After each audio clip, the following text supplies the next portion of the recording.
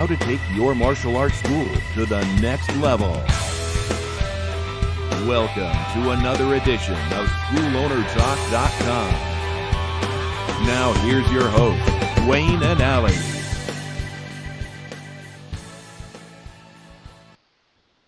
Hello, Dwayne Brummett here with Allie Alberigo, SchoolOwnerTalk.com. Allie, wonderful to see you again this week, sir. Yes, always, Dwayne, always. It's great to meet with you because I just met with my buddies that I always do for breakfast on Wednesdays, rush home, do a coaching call, and then prepare for our podcast. So Wednesday's a good day for me. I'm around all my friends and yourself. I wish you lived closer. We get together for dinner and things like that. But so we get to see each other every week. I see you more, though, than I see most of my friends. I agree. I say the same thing about you. I see you more than I see my friends in town. So yeah, isn't that crazy? So cool. Yep. So how's everything going with you? Everything's good? Everything's good. In fact, the new location, we just signed up last night. We just signed up our very first new, official student, if you will, at the new location. So wow, that's outstanding. I mean, that is something that I think is like something to be locked in time. I just watched a great interview with Miley Cyrus on the Kevin Hart show. One thing I liked that she said, she goes, I really wish I could go back. And then she said, and she tapped her forehead like this, and she goes, and take a mental picture, or be really aware of the mental picture so that I remember that moment in time. Because she says there's too many things that happened in her life that she never slowed down enough to remember. And for you, this one student, who knows, they may turn out to be a black belt one day, right? They might be gone in 3 weeks, but that first student is always pretty important, right? So that's great. Congratulations on that. yeah, the weird thing is I don't even know this person. Like I'm not there. So that's even more. That's more weird. That is, you know what I'm saying? Yeah. Well, I mean, I remember when I had multiple locations, and I didn't love that I was like this, but I didn't know names of people. Now I know the name of every single student. I know the parents and what parent goes with what kid, Sometimes I'll be like, hey, can I help you? They're like, oh, no, I'm just dropping off my son for the last 2 years. I'm like, who's your son? Like, that's terrible, right? Yeah. So I'm back in touch. But you're right. When you have multiple locations and you're not running them and you're not there every day, how are you going to know every single person unless you take the time to go there, get to know everybody equally as well? But that's a lot of work. It is. I mean, I guess the only other way would be, I know Professor Hafner, or Grandmaster Hafner now, he would always, they would take pictures of, I don't know if he still does this, but he takes, obviously a picture of the new student, but also the family members as well. So like 2 different pictures. And then he would write the names on the pictures and then memorize them. Yeah, well, the good thing about Spark is that you can upload their photo, right? So when you pull up their attendance, you see their photo. So it's very easy to associate the two. It doesn't have the thing with the parents, which is kind of a cool idea as well.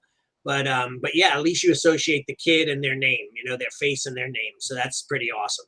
Yep. So today we decided that we're going to talk about, developing an instructor in a year, a head instructor in a year, because I don't know about you, but COVID kind of did a number on us with regards to what we call our storm team. So let me just kind of back up and say that we got your regular program, and then you get nominated to go into leadership. That's the upgrade program where you're going to learn weapons and leadership skills and that type, and different advanced techniques, that type of stuff. And then the level above that is actually our storm team, special team role models. They're the ones that get to learn how to teach. They're the apprentices, if you will, right, in our program. And I think your apprentices, you call them leadership, right? Yeah, ours is called the Team Leadership Character Development Program, and then that's called TLCD for short. And then we have Instructor Training Program, ITP, and they're combined together. They're kind of the same program. And one, one is, for younger and older, together. So our storm team program is a 24-month program. So okay, you come in at a certain belt level. Of course, you got to be at least in leadership. For us, it's leadership for 6 months before you can be nominated to go into storm team. But it's a 24-month period where they're going to learn a bunch of information and come in and obviously do their skills out on the floor, helping out and their hands-on training. But to ramp that up for us, you know, to a 24-month, or excuse me, from a 24-month to a you know, a 1-year program, that's kind of what we're talking about today, because I had 2 specific individuals in mind to hire as instructors. So backing up again to what I said before, COVID kind of hurt us with regards to, you know, I had, let's see, 1, 2, 3 instructors that never came back after COVID. Wow. 2 of them went and found jobs at other places because I couldn't afford to have them. Right. You know, and then and they both are still students. They're not instructors anymore. Yeah. And then the other one got married and moved away anyways. So Right. We weren't going to have him anyhow. You know what I mean? Yeah. And so I had 2 other storm team members that were, you know, the age, either 15 or 16, in order to hire. You know, during COVID, they turned 15 and 16. But because of COVID, they were doing virtual and they were not willing to come back to do physical classes. So therefore I was like, well, I'm not going to ask them to be an instructor, right? Because you're not willing to come in and be a student. Well, then it got to a point where, you know, one of them was quitting, and then I talked to him over Skype, over Zoom, and said, hey, you know, look, I'd love to have you as an instructor. Is it something that you would consider? He took a day or 2 and then got back with me on Zoom, and he said no. And then the same thing with the other lady she turned 16, and you know, she basically turned me down as well. And so I'm short instructors now. So we're almost to the level that we were right before COVID, but we're operating with less staff. Right. And you know, I need bodies on the floor, and I need to train them up. So, you know, so one is train instructors, but this call specifically is how do you train a head instructor? So maybe, you know, somebody that, you know, from 0 to hero in 12 months. So, well, what would you say, first off, would be your thoughts on what a head instructor's job responsibility is? Yeah. Right. Yeah. Somebody like that.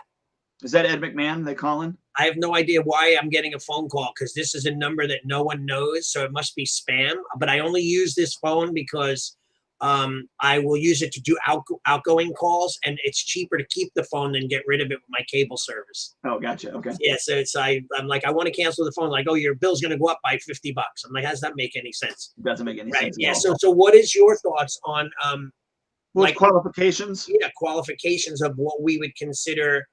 And maybe they're different tiers, like an instructor, you know, head instructor. Like, what are the differences and thoughts?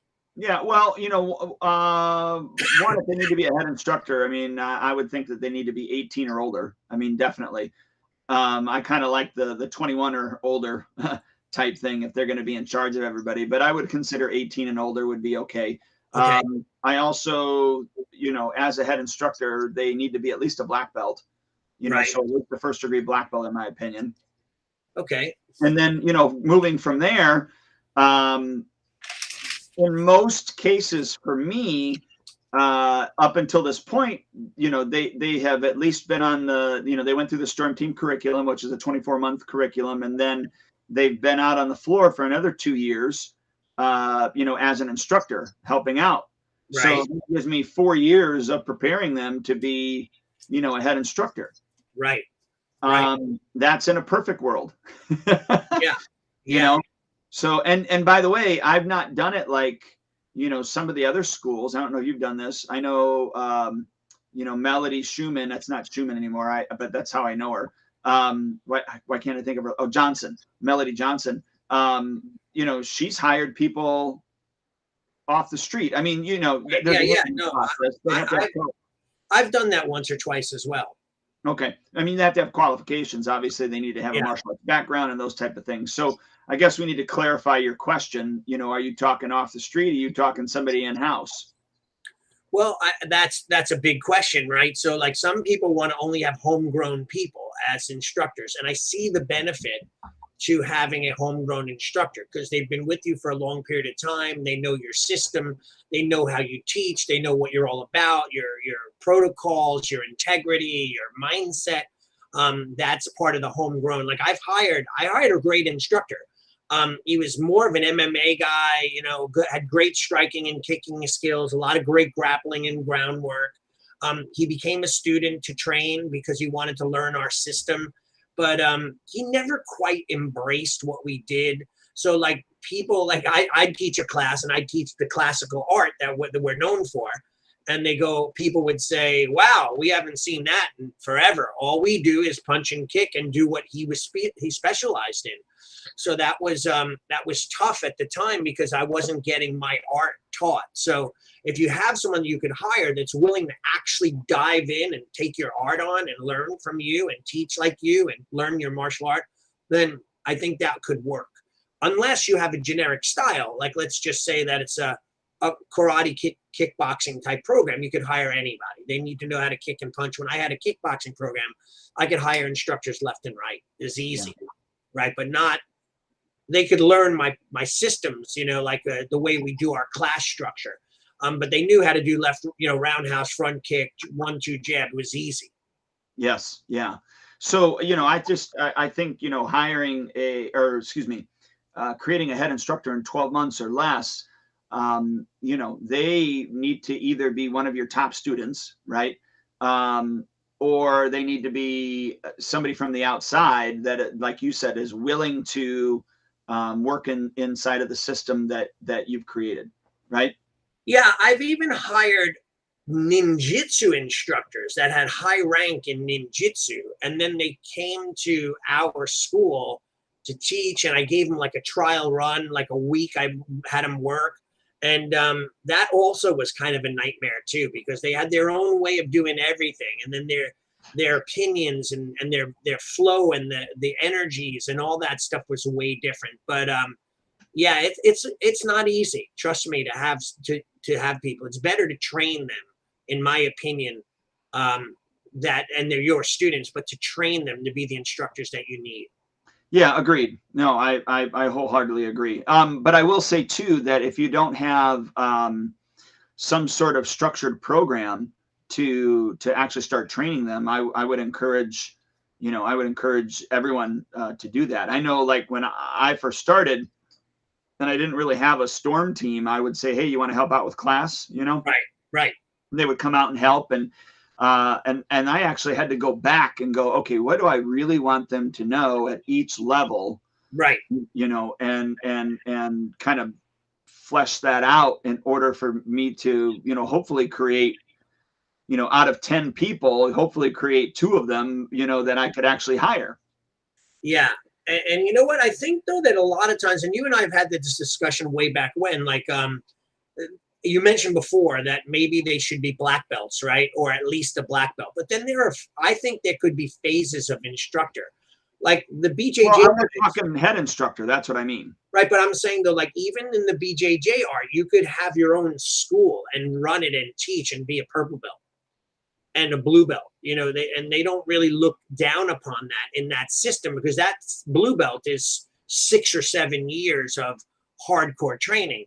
So like if you had phases where, let's just say from 0 to 3 years was a phase 1 instructor, from 3 years to 5 years was a phase 2, and 5 to 7 years was a phase 1, which would be the head guy. You could make those, and they don't have to necessarily have belts, but more like experience. You could then make that a culture within your school where people wouldn't question it. Right. Well, and I don't know that anybody's going to question it unless they have prior experience anyways. Right. Most parents don't even ask me, what art do I teach? Right. Like they have, and of course, yours is ninjutsu because it's in your name. So that's a little bit different. But yeah, for us, I don't even have parents that ask my criteria, where I learned X, Y, or Z. I mean, none of that stuff. So I'm not too concerned about that. Yeah, I once had a parent pull me off to the side. I had 2 instructors teaching at the time. One of them is my guy now, Ryan, that's still with me all these years. But he has a baby face. Even now, he looks like he could be in his 20s, and he's like 34. And then I had this other guy. His name was Donald. He's now an emergency room surgeon. But Donald was like 14 at the time. Ryan was like 19 at the time. And the mom pulled me off to the side, and she's like, listen, we would prefer to have older people teaching our kids. And I said, oh, you would? And I said, like who? Which one? are you referring to? So like that, there, Sensei Donald. And I'm like, okay. He had at 14 or 15, he had a receding hairline already. He's losing his hair. So I said, oh, you'd rather have an older instructor teach, and you'd like Sensei Donald, who's 14, versus Renshi Ryan, who's 19. Oh, Renshi Ryan's 19? He looks so young. I said, you can't judge a book by its cover, right? So you have to be really careful. But perception is reality in people's eyes, right? No, it definitely is. I get that. So what would you say would the traits be? You mean for the instructors? Yeah, the head instructor, like a head instructor. What would they be able? What should they do? What would you look for? Yeah, one, I mean, obviously integrity. That's the biggest thing. And then from there, do they love the art, that we're doing, and also do they love the students? I mean, I think if they have integrity, they love the art and they love the students, and then if they're teachable, then so they have humility. I think if they have, those 4 traits, it can happen. I mean, I really do. Everything else can be taught. So tell me what you think teachable means. Like, what would they be able, like, what is teachable? Like learning the moves, learning how to teach, like what are those things that you would want them to have that you could do? Well, the humility to, okay, so the courage to go out and make mistakes, but the humility to own up to them and be taught a better way to do. Right. Does that make sense? Yeah, absolutely. I mean, I always tell my storm team members, and then even my instructors, I expect you to make mistakes. One of the concepts that we talk about is that I want you to make mistakes, and I want you to make them early. Right. The other thing is there's only a few things that'll make me angry.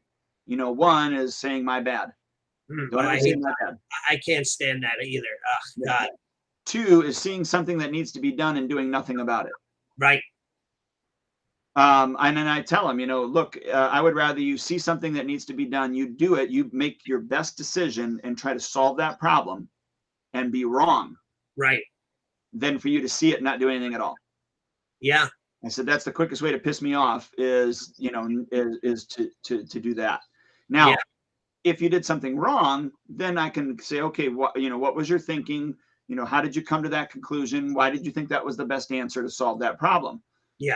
Then I can see where they're coming from. And then I can go, oh, okay, I can see. And that allows me to, 1, to see where they're coming from. 2, they understand that I will listen to them, which is really important. And then 3, from that, I think that I've earned, at least in their eyes, most of the times, I've earned the right to then give them the better answer or the better way of doing it and the reason why. So I don't just say next time do this. I just say, okay, I can see where you're coming from. I understand exactly how you made that decision. Here's where I'm coming from, and here's the reason that this decision and the answer should have been X instead of Y. Yeah, I find that's a great answer, by the way. And I think that a lot of times people they believe that they're willing to learn, but they don't. The old saying, "You're hearing me, but you're not listening," or "You're listening, but you're not hearing," like whatever. I find like even with a few of my younger guys, one of them is 17 and one of them is 15. And I'll tell them what I want them to do and how to do it. And the next time I turn around, they're back to doing it the way they want it, and it bothers me because it affects the class. Like the other day, we had a lot of little warriors, 2 to 4-year-olds in a class, and I'm watching from home. Renshi Ryan is in the other room, and I'm watching the other instructor teaching, and the kids are like just literally running like mad. And I text Renshi Ryan, you need to get in that classroom right now. So I'm talking to a parent. I said, forget it. Go in and control that classroom, because the other 5 parents that are watching are upset that their kids are not doing anything. So, I mean, and I've had this conversation with these 2 younger black belts as well. But Ryan said to me, he goes, we're the only ones that can control those little warriors. And I'm like, well, we have to then teach these people to be able to do that, or it's valueless having them on the floor. Yeah. Right. That doesn't make any sense. So yeah, teachability, right? Having the ability to learn and have humility to accept the fact that you can learn, right? And you can correct. And I think if you set it up in the beginning and let them know, 1, I expect you to make mistakes, and I would rather you make them early and quickly. Yeah. And 2 is that if I give you instruction, it's your responsibility then to pick up on that and utilize it. Now, and I also tell my employees that if you lose, like if you see, because we have a pretty set schedule every week. You're working this, you're working this. Yeah. If your hours dropped, and it's not because we're closed, you know what I mean? Yeah. If your hours drop, then look, it's your responsibility to come up to me, right, and ask me, hey, Mr. Brummett, why did I lose hours? I said, because what will eventually happen is if you're not doing what you're supposed to be doing, and I've already instructed you, you're going to start losing hours. Right. And pretty soon you'll have 0 hours. Yeah. And then, my thought is, well, look, if they're losing hours and they're willing to come up to me and ask why, now they want to learn. Right. Right. And if they don't, then eventually they're not going to have any hours. Right. Yeah. So, I mean, I think that's a great way to do it. It's almost like they're policing themselves and understanding that there's repercussions for their inaction or actions that they're taking, and then they're in control. So I like that mindset. And I do approach them if there's something that needs to be fixed before I cut their hours. Right. Right. You know what I'm saying? So it's not like I just cut their hours. I just say, hey, Joe, I don't have a Joe on staff. So, hey, Joe, I saw that this happened, blah, blah, blah. What was your thinking behind that? I was thinking this. Okay. Well, here's another way to approach this. Here's my reasoning behind it. In the future, I would like you to do X, Y, and Z in those situations. Does that make sense? Yes, sir, or no, sir. Okay. And then, so that's, I think anybody that has the humility, has integrity, loves the art, loves the teaching people, I think they can become phenomenal instructors. I really, really do. So I think the biggest problem with martial art instructors or upcoming instructors is the lack of understanding that this could be a viable living, right? So, sure. It's always been like, parents have had their kids in leadership team. They're like, okay, they're loving it. They love teaching. Oh, they're going to go away to school and get a degree and then, blah, blah, blah. And they don't ever. And I'm like, well, why can't they go to school and take courses to become a better martial art instructor, maybe an owner of a business? They just don't see that there's a future, even though they see you and I or other instructors making an incredible living at what we do. They don't see themselves as being able to do that and replicate that, which is a shame. So I think we have to paint that picture at times for them as well. Well, and what is it? I don't, probably 85 to 90% of your clientele and my clientele are all clock-in workers. They're not entrepreneurs. Right. So they're not going to see in most cases. And look, we need clock-in workers. Everybody, but you need hourly employees. Every business does. But they don't have the entrepreneurial mindset in most cases. And it probably is more like 90 to 95%. Right. And I don't know if we necessarily want them to have an entrepreneurial mindset, right? Because then those ones that have that might be the ones that develop into our competition and start their own school because they get one parent in their ear. Hey, if you did this on your own, me and the rest of this group would follow you, right? So a lot of times that happens to instructors as well, where they don't understand, like they could do better with us than they could do away from us, right? Because they don't realize all the struggles that goes on within running a martial arts school. Right. No, I get that. But I also then think at that point, and this is a different topic, at that point, setting up the structure in a way that is more appealing to that individual, right, or those individuals, can be done. Okay. So number one, you said teachability, right? Humility, right, was the other one that they need to have. Integrity, humility. Yeah, the love for the art and the love for the students. Right. So those are all the main staples for a person that you would believe would be the right fit.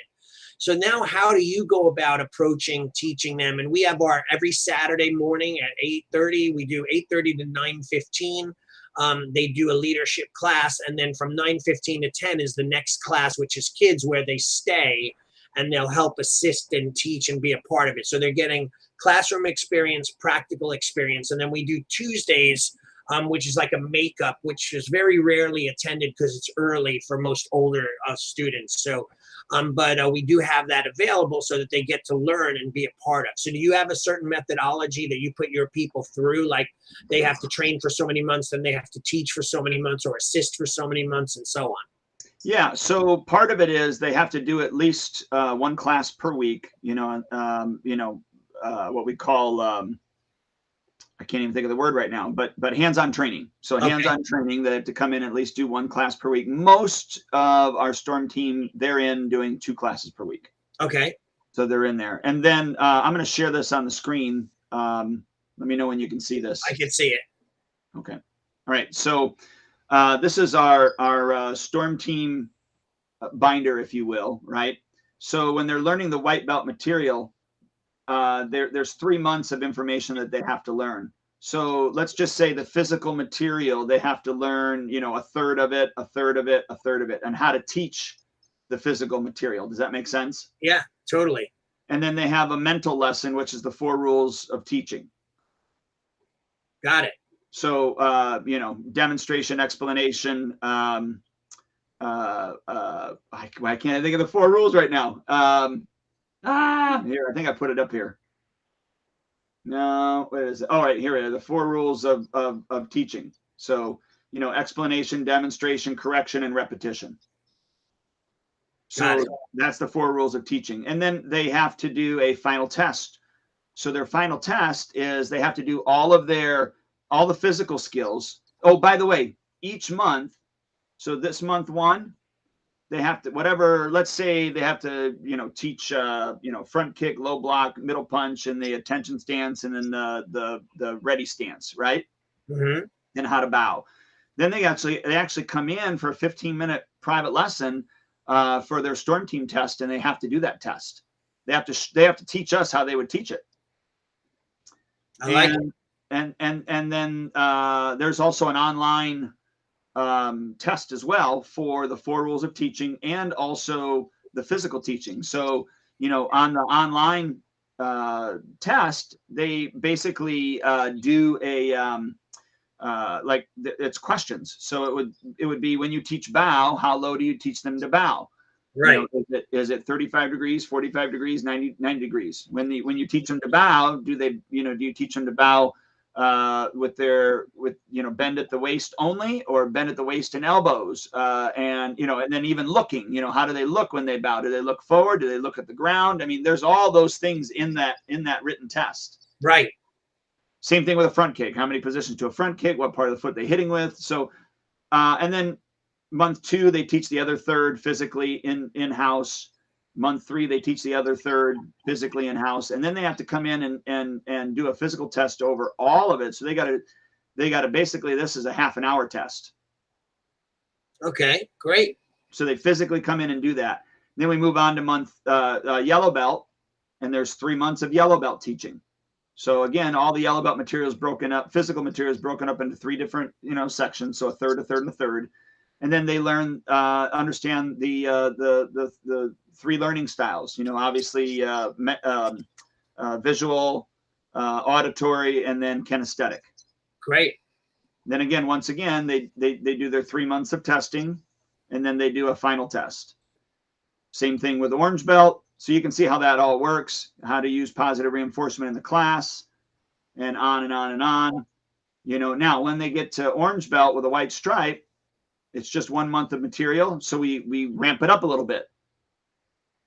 So all the orange belt material, they got to learn how to teach all of it in 1 month, plus giving students personal attention using the 3 times rule. Right. Green belt, again, this is just 1 month of material, and then the 4 methods of maintaining focus and motivation.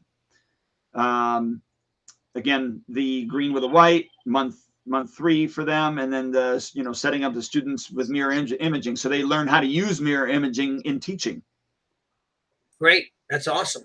But all of these have a online test. Even the physical portion has an online test. The mental portion has an online test, and then of course the physical portion, they have to come in and do a test physically and teach us how they would teach that information. Right. So on and so forth. So, and then at month 13, they have to, their online tests, they have to do all of the beginner and intermediate physical and mental. So all the last month's, or excuse me, the last 7 belts information. That's a big test. Yeah, I can see.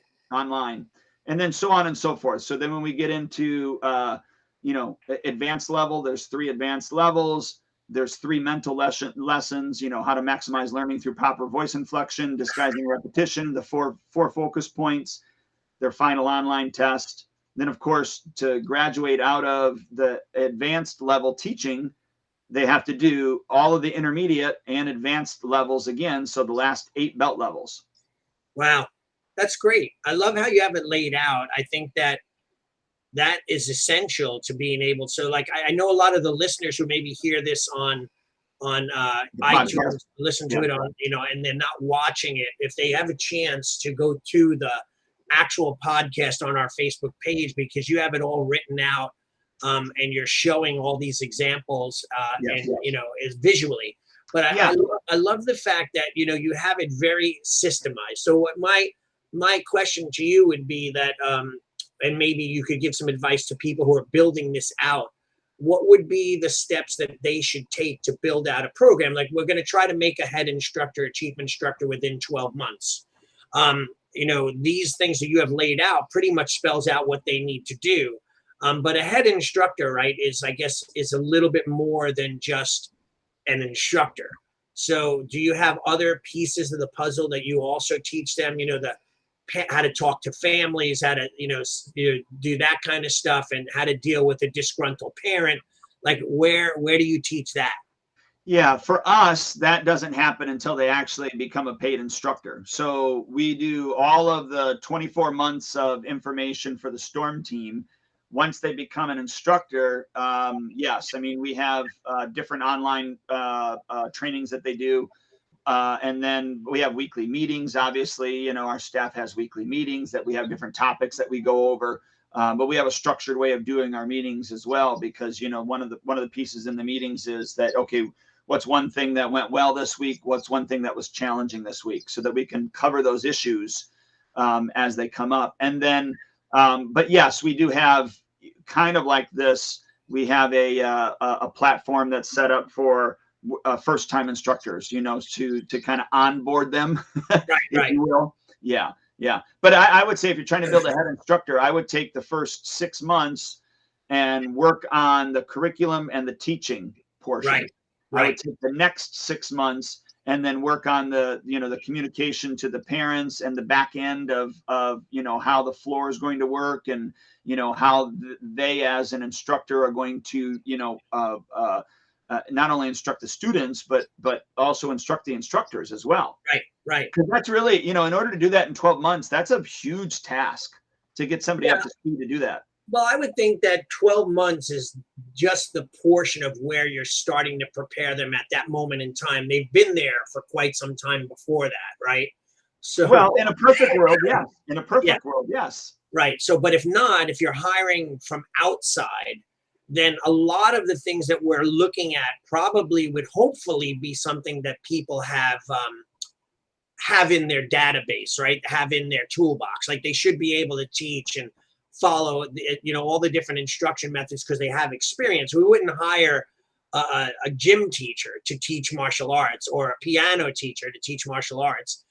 They'd have to have had experience as a teacher at a different organization or something like that. Yep. Yeah, no, definitely. But you gotta just go back, and everybody has, kind of what I was showing. You have a plethora of information. Yeah.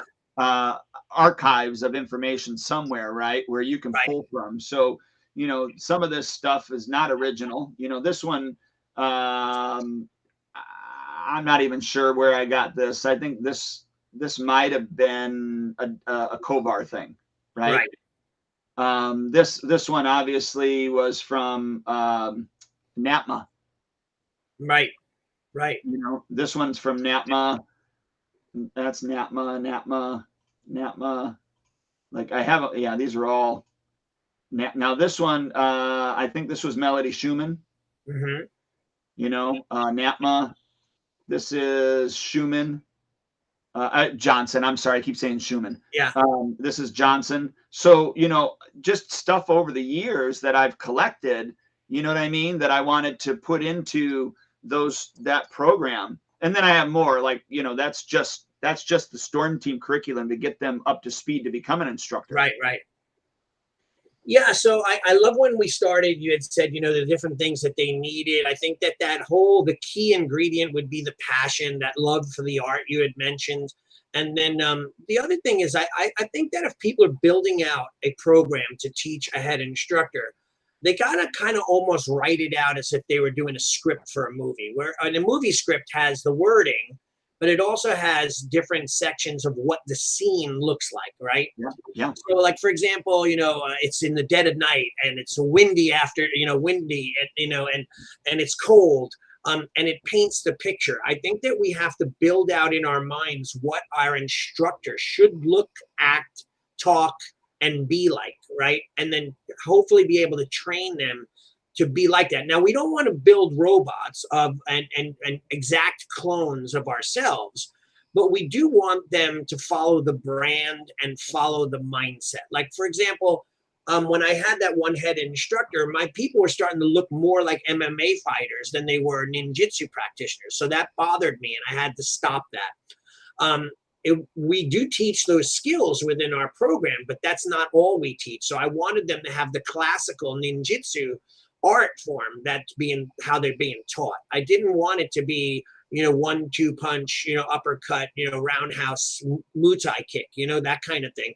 I wanted it to be more Nimpo-esque, like ninjutsu-esque. So following our brand. So I think that you have to, when you're doing this, you have to make sure that the instructor has a good, clear picture of your brand, right? Of what you represent, of how people should look. I know Tiger Schulman, which is, for people who don't know him, he's a big New York, Pennsylvania school owner.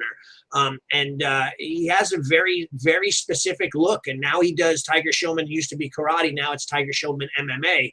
I mean, his guys are in good shape.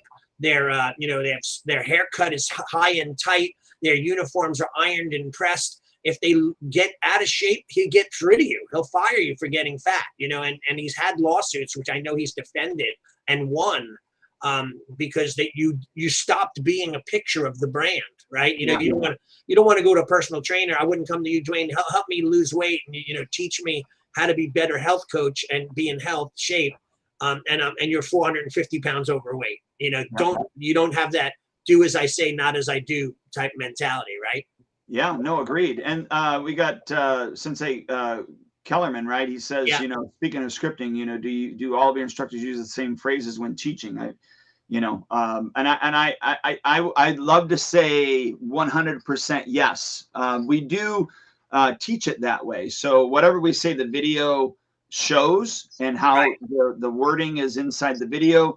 Meaning, if we say you're supposed to pivot on the ball rather than turning your heel out or something, because we want to put the emphasis on pivoting as opposed just for the heel to turn. Yes, in most cases, I would say most of our instructors are using the same verbiage, and we really try to nail that home.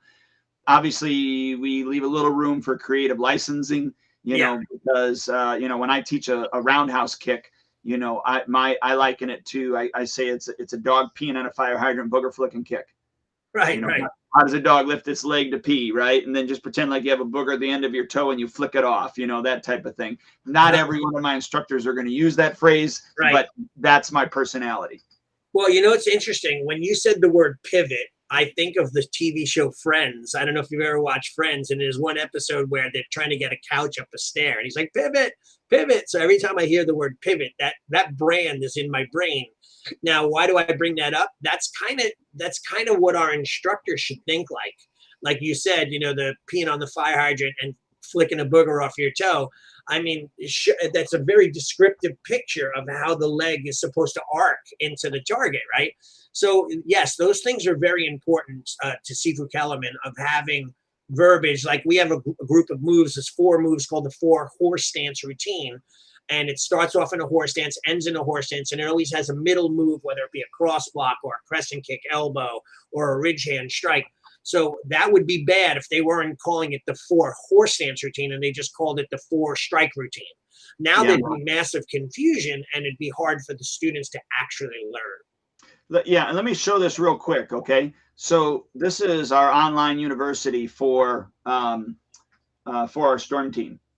So of course, when you have it in the app, it looks a little bit better, right? Yeah. But they click on, so the white belt curriculum, they click on that white belt material. I don't know why that's doing that.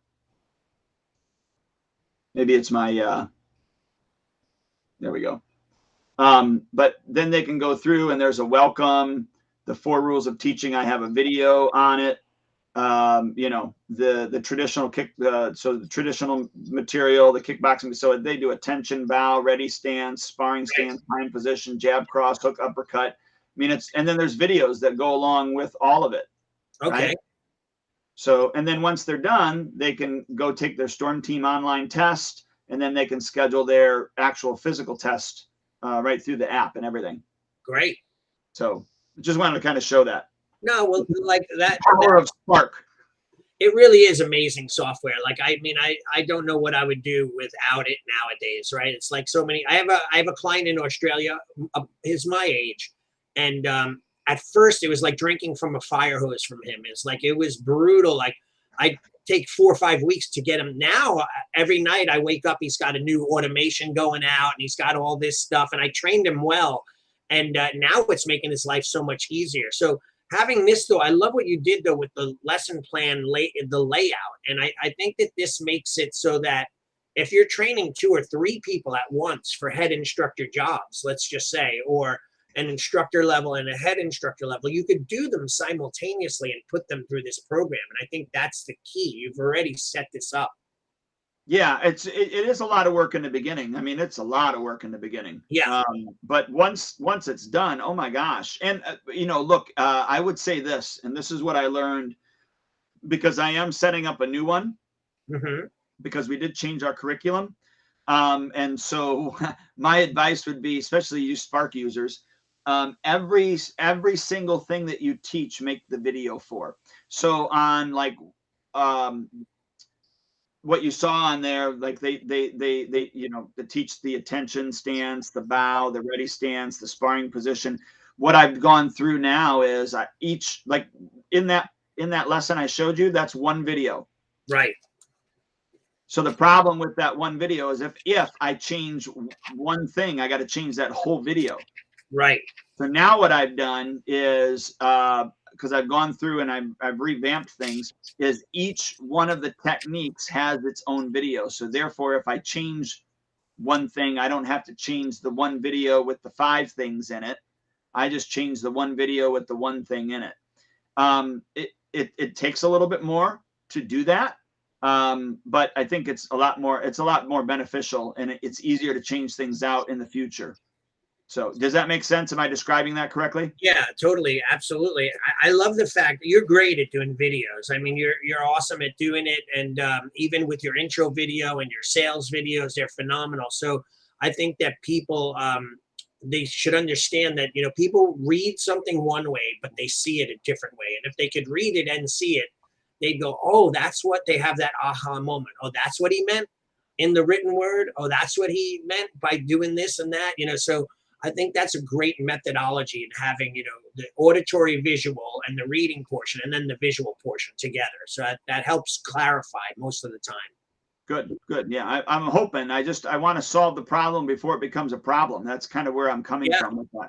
Yeah, I'm kind of struggling myself with certain things where, like, I find that even though we have all this advanced communication tools through Spark, whether it be push notifications, texts, emails, I find that sometimes people will still just not listen. Like, the other day I sent out a message, don't forget to bring your, I forget what gear it was, cane and bow staff.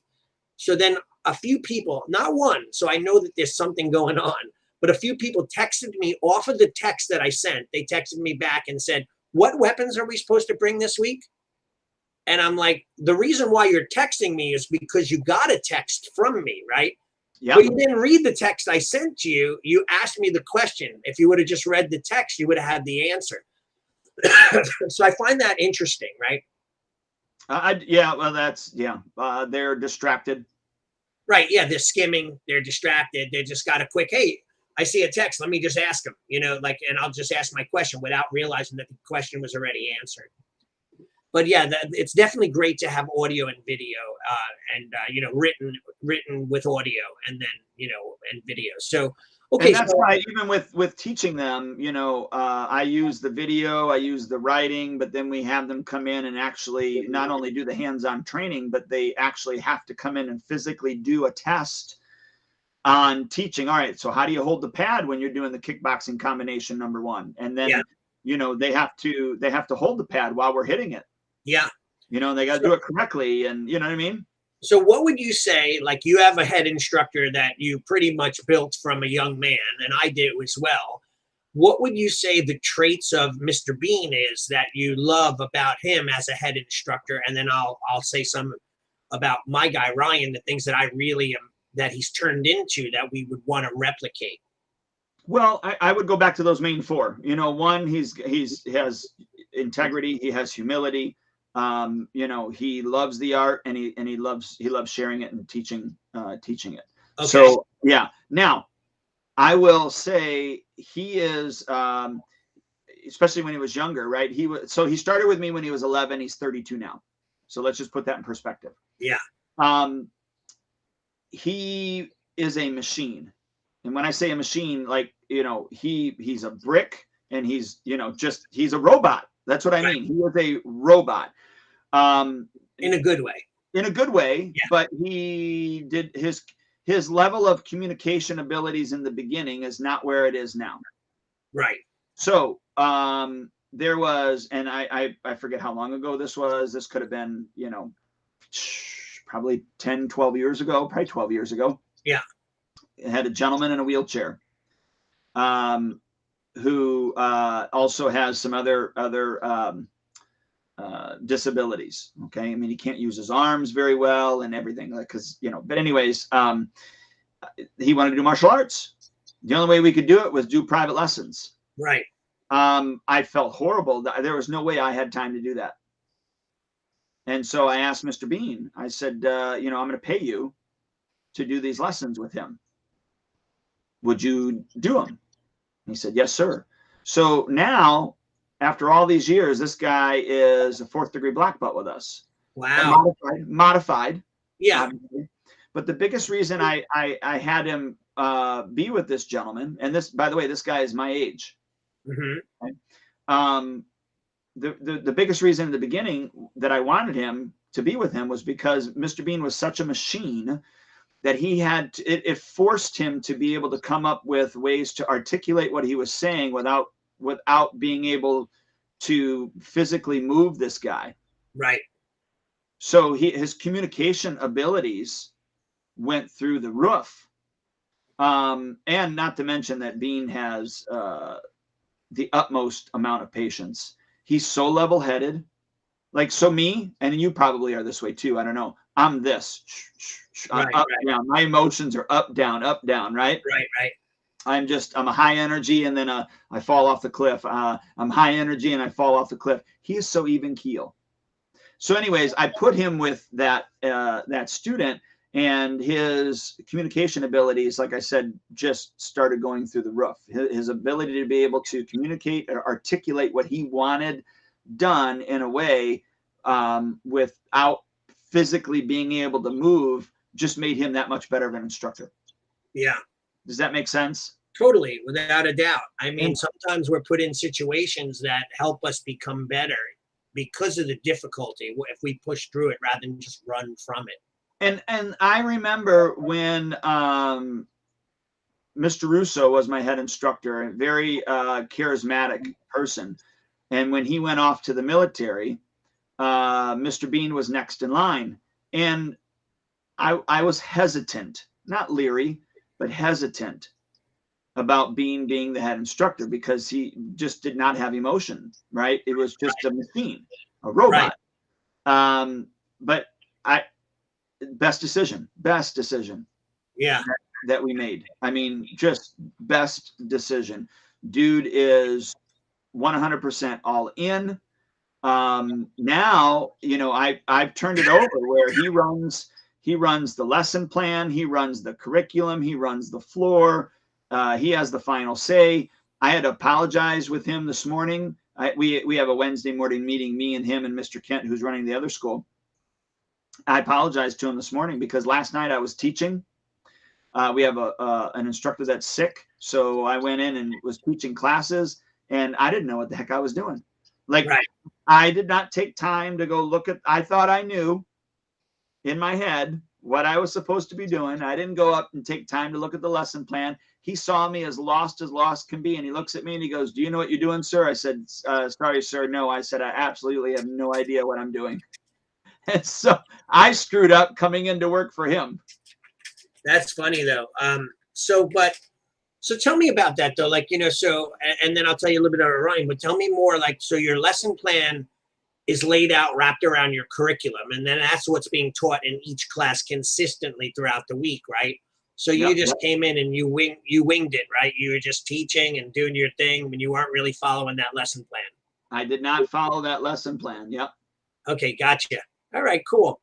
Well, I mean, that's okay at times. I think that sometimes being off the cuff and the head instructor coming in and doing his thing and not necessarily being on that curriculum only type lesson is still good. But I hear what you're saying though. He's got it all down to a science, and he's running running it for you there and making sure that you're staying on track. Well, yeah. So like we even have it in the university. So I had access to it. This is our fourth quarter here. This is the lesson plans. I mean, Right. I didn't call it up. I should have called it up so I knew exactly what I was doing. Where's it at? I'm used to my own app. Right. Here we are. Let's see. Lesson notes. Here we are. Yeah. All right. So here it is. Eventually it'll pull up. I apologize. So like, I didn't even know what class number I was on. So this is class number 1. The focus on class number 1 is technique. We are in 6, I think. Class number 6. All I had to do was just call this up in the app, and I would have known what the heck I was supposed to be teaching. So I was teaching the intermediates. Here it is. What the heck, right? Right. I mean, that was so stupid of me. And then he just saw me like a deer in a headlight. That's funny. But it was all right there if I would have just looked at it. That's cool. So it's so funny. I just texted my guy Ryan about our lesson plan for the week. He says, I already have one in my head. I'm like, it's got to get out of your head so that we can both be on the same page, right? Yeah. So I think for me, the character traits that I love about Ryan is that, one, he's dedicated to this school and the students. That's the most important thing that I found about him. So much so that he takes everything very personal, though. That's a part that he has to learn. You and I chatted about that behind the scenes, where, eventually you get a little hardened, or we talked about it last week, and not take everything to heart, in regards to a student quitting or whatever. I have this big kid. He's like 16 years old. Training for like a year and a half, maybe 2 years, and is coming up for renewal. And the mom's like, yeah, we're not going to renew. He hurt his shoulder twice this year. I'm like, so what? That happens. Like the kid came to me like 3 weeks ago and said to me, Shiana, I tend to be a quitter and get lazy. Can you not let me do that? And now we come up for renewal and the mom's like, yeah, we're quitting. The kid actually asked me to help him. And the mom's like, yeah, but he gives me a hard time. I'm like, but he came to me personally and asked me. But anyway, Ryan, for me, is so dedicated. He's the kind of guy that will come in on his day off to paint the outdoor playground set, and do whatever he can to really make things look better and prettier, and always updating and fixing the school. So that's somebody that takes a personal interest. It's not just about the money for them. It's part of their life and what they love, right? That's an important thing. The other thing I would say too is hopefully the majority of them are athletes. They're martial art athletes. Like, they care about their training still. Like, I remember I trained my entire life. I'm 56, going to be 57 this February. My entire life up into my at least mid 40s, I was training between, especially in the early days, from like, 6 days to 7 days a week. So I never ever stopped training, and I thought that's another important thing. Sometimes people get lazy, and you can't be a head instructor and be lazy. You can't be a head instructor and be out of shape. You can't be a head instructor and not want to learn. You have to have that desire to continually keep getting better and better and better, because that's what people will follow. They will not follow you if you're not that type of person, right? And that's why other organizations will fire people for getting out of shape or not training and not being a part of the curriculum and so on.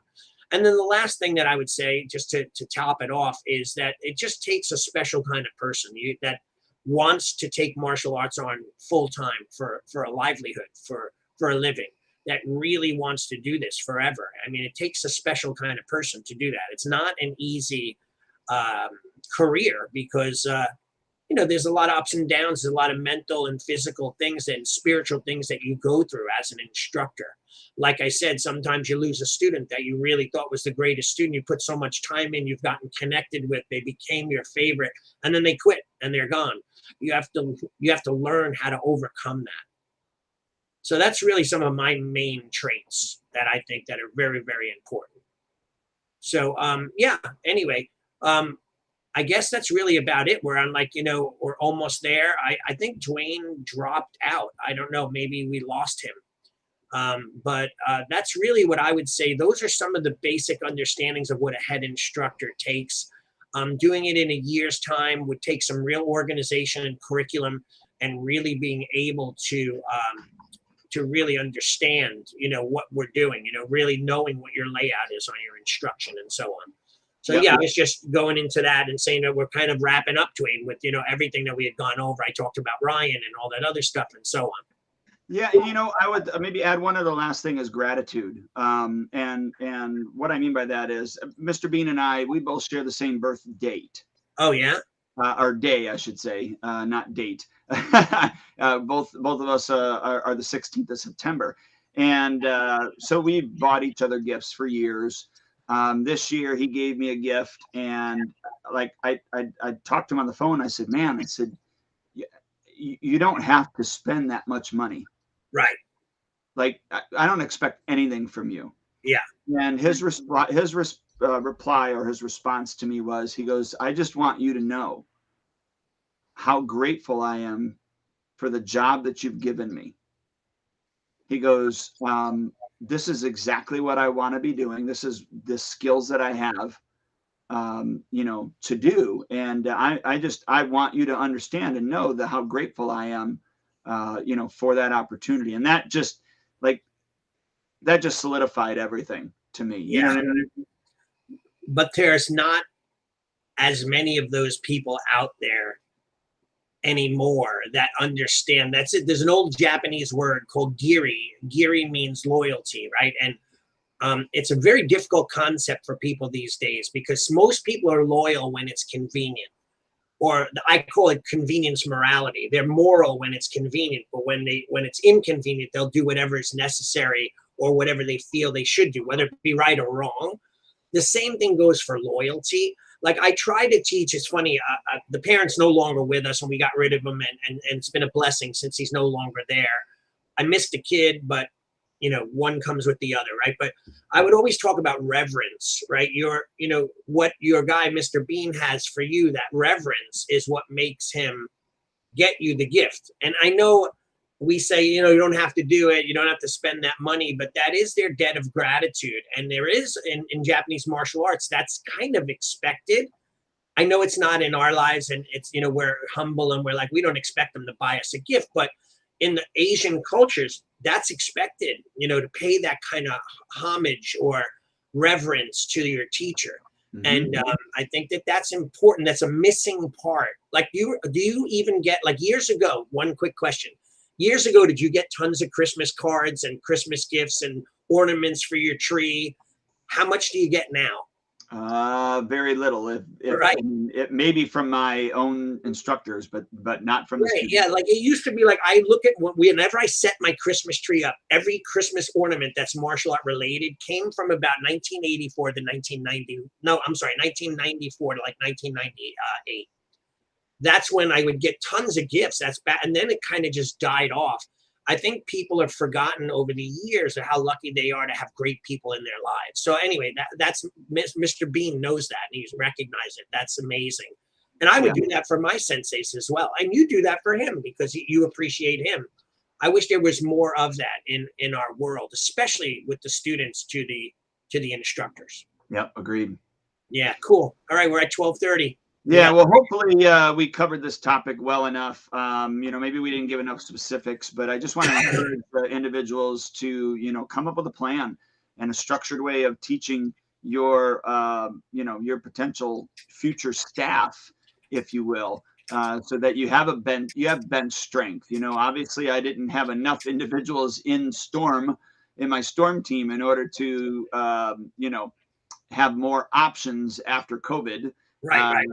That also gave me a switch on, okay, I'm going to invite more people to have the opportunity to be on Storm. They don't have to take it, but I'm going to actually invite more people. And so right now we've got a lot of interviews that we're doing. We've got more people, stepping onto the team. And of course, that's an upgrade price as well.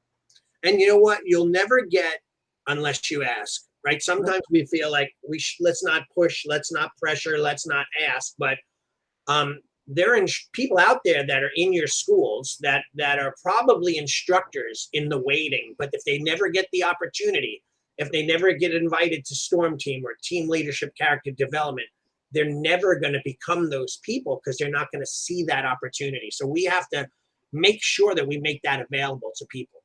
Yep. All right, Allie, thanks, sir. Yeah, awesome, Dwayne. I'll talk to you next week. Have a great day. All the listeners, thank you so much. We'll talk to you next Wednesday. Arigato. Mr. Roboto? Yeah. Sorry, I had to. That's okay. All right, later, man. See you later. Bye. Bye. For joining us for another episode of Martial Arts School Owner Talk Podcast. This would not be possible if it weren't for the support of our amazing sponsors. Please check out EliteInsights.com for all your website needs. LeadHunterMedia.com, your online digital marketer and content provider. Academy Kings BJJ Growth Consulting and Management at GrowMyAcademy.com. SparkMembership.com, the best darn software for school owner manager on the planet. GetKarateStudents.com, a martial arts growth consulting company for all your school systems. We will see you next time.